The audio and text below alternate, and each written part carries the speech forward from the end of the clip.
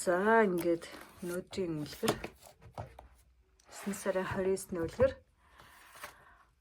айболит эмч. Энэрэнгүй сэтгэлд эмч айболит энтээх модны ороод сууж байна. Бүдүүн баавгай чон өхөргээд л бүх амьтад түүнд очиж үзүүлнэ.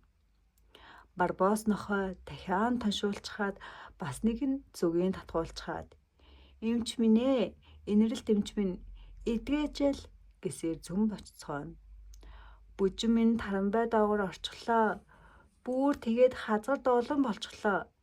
Алагхан өрвөн яах вүлээ гэсээр айболит эмчэд туулай очлоо. Ачид эмчин түргэн шуурхай адилхан хөрхөн хүл хийж өглөө. Их бүжин хоёул баясан бүжлээ. Эрхэм эмчэд баярлаа гялалаа гэлээ. Африкаас цөөвөрч хон гүү унан ирж аргалж үз манай тентхийн хүүхдүүд аюул төвчөнд нэрвэдлээ гэсээр айболит гипопопогийн цалхаан өглөө яачхан тэрвэ гэж айболит яран сандран гайхан суухад мингэр хумхаа мухар олгой бахуу улаан эсрэг нь сахуу өвчин төгж тархаад байна. Түргэлж үз эмч минь гэв. За мэдлээ чоногой. Заавал очноо та нутаг хаагурвэ. Заалгаж авалгүй горгүй. Калахар сахарын цул Фернандофо уул гипопопогийн амьдардаг Лимпопогийн уудам газар гэжээ. Ой тал нутгаар туучин айболит давталж явлаа. Алсын тэр газрын нэрийг дахин давтаж явлаа. Ай халаг ачид эмчид минь саад учирлаа.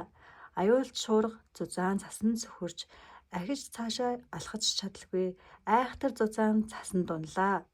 Санаандгүй хэвтдэл гацуурын араас сагсгар чоног гараад ирлээ. Намайг гүн айболито найдвартай түргэн хүргэе гэлээ. Айболит чоныг унаад ахиж цааш хурдалж гарлаа.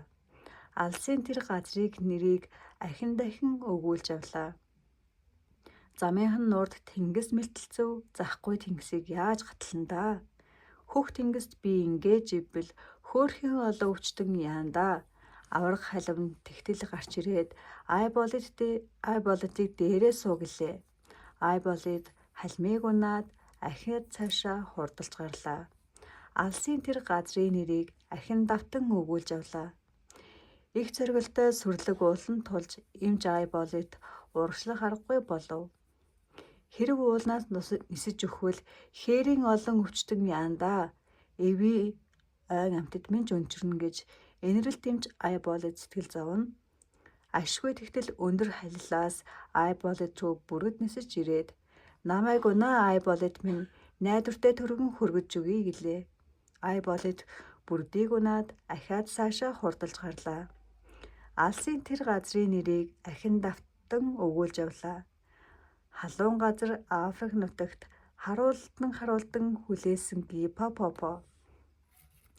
Айболит яагаад ирэхгүй байна гэсээр арга тасран мухардад суун. Толгой хоолойноосоо өгсүүлээд таймгийн олон өвчнөд нэрвэгдээд аргагүй зүдэрсэн тэр амьтад аимшиг төвчөндөө дэмэрч хэвтэнэ.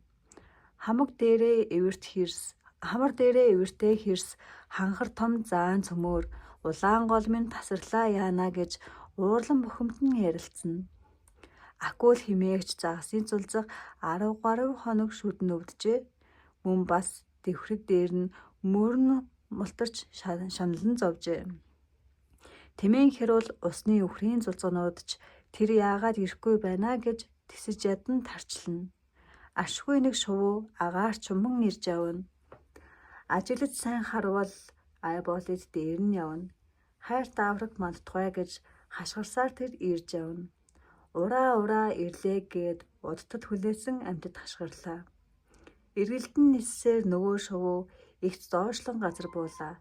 Инэлсэн өвчтэй амьтан бүгдэд эмч айболит гүйн очлоо.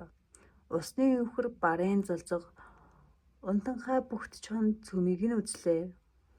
Гогол могол гихч эмийг тэдэнд гайгүй сайн уулгаж базаав. Бүх хэмжлэгийг ёсгоор морин хийв биеийн халууг нь хэмжиж үзв. 10 хоног өдөр шөнөгүй амрах нойр идэх хоолгүй аргагүй дороодсон өвчтөн бүрийг ачид тэмж ангааж байлаа. Өвчнөн цөмөөрөө эдгэж гүйцгээд өөрийн дураар явцгаах боллоо. Баяр хөөртэй инээж баясалтан бага ихгүй бүжин наадцгаав. Албаар түүнийг гжигдсэн мэд акул загасны цулцаг баруун нүдээ ирэмчин баясан хөөрөн инээн. Уршиг төвцөөс өвчнөөс хаагцсан усны өвхрийн зулцганууд ургаа зарс дөргтөл учиргүй баярлан мөөрөлтөн. Туйлгүй баярлсан тэр амьтад тун чихээр дуулалдан шуугилдаж ай болыг тэмчид гялалаа гацхэв ариун өрөөлөө өргөн дэвшүүллээ. За ингээд ачид тэмчийн тухай үлгэр бэнэ.